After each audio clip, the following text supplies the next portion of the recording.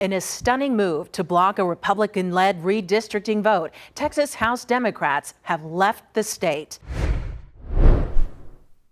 Well, I didn't actually think it was going to happen, but yesterday, Texas Democrats fled the state. They literally hopped on planes and disappeared to stop a redistricting vote that is part of a coordinated GOP power grab. And here's the kicker. This isn't just any gerrymandering fight. It's being pushed mid-decade by the president. Every 10 years after the census, states redraw their district lines. That's how it's supposed to work. But Texas Republicans aren't waiting for 2030. They introduced a new congressional map that would give them 5 more seats, and they're doing it now in 2025, years ahead of schedule. Why? Because Donald Trump told them to. In early July, Trump called on Republican-led states to redraw their maps immediately to secure GOP control of the House before the 2026 midterms. Texas answered that call, and the map they proposed, it carves up districts, cracks apart Democratic strongholds, and targets Black and Latino communities. It's not about reflecting population shifts. It's about locking in power for the Republican Party.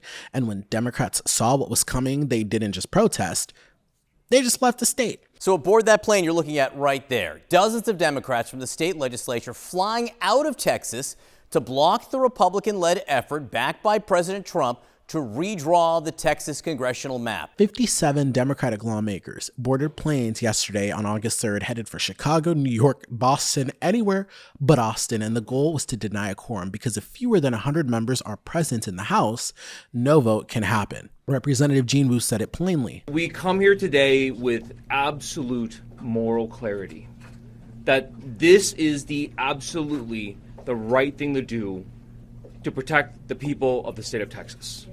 Their attempts to disenfranchise Texans the tool they're using is a racist, gerrymandered map.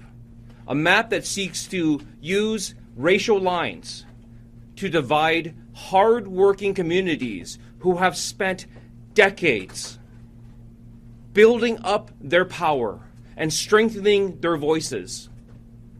And Governor Abbott is doing this in submission to Donald Trump. So their plan is to stay gone until August 19th when the special session ends. And Governor Greg Abbott was obviously furious. He gave them a deadline of 3 p.m. today, Monday, to return or face removal from office. He's citing an old 2021 legal opinion that could let courts declare their seats vacant if they intentionally abandon duty, but it's not actually grounded in the Texas Constitution, so there's not really any ground for that.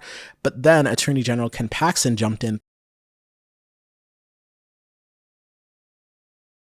Ken Paxton himself is under federal indictment, so maybe he's not the best guy to start tossing around accusations. And this isn't the first time Texas Democrats have walked out. It happened in 2003 to block Tom DeLay's map, again in 2021 to fight a voter suppression bill. And in both times, the bills eventually passed, but what's different now is the timing. This redistricting move is happening between census years and at the request of a sitting president. That's unprecedented. This isn't gerrymandering. This is a tactical redistricting warfare. And if it works in Texas, you can expect copycats in Florida, Georgia, North Carolina, you name it.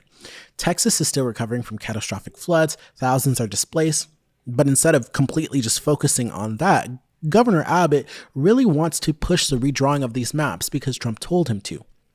Honestly, the capitulation of this rogue president is sickening and makes me sick. The Democratic governors in states like California and New York are now signaling that they might redraw their own maps in response. In California, Governor Newsom is reportedly weighing a special session to redraw districts more favorable to Democrats. And in New York, lawmakers are looking at reviving maps that had previously been blocked by the courts. This is becoming a redistricting arms race. If Texas can redraw maps in 2025 with no new census, then blue states can match that energy too. Republicans are trying to do everything they can to control Congress in 2026 because they know the trash bill that they just passed was extremely unpopular and is going to have devastating effects and cost them control of the House. I hope the Texas lawmakers who fled the state hold the line for the next 2 weeks, because if they cave, if they fold under pressure, it won't just be a political loss. It'll be another thread of our democracy pulled loose. And once that unravels, it's hard to stitch back together.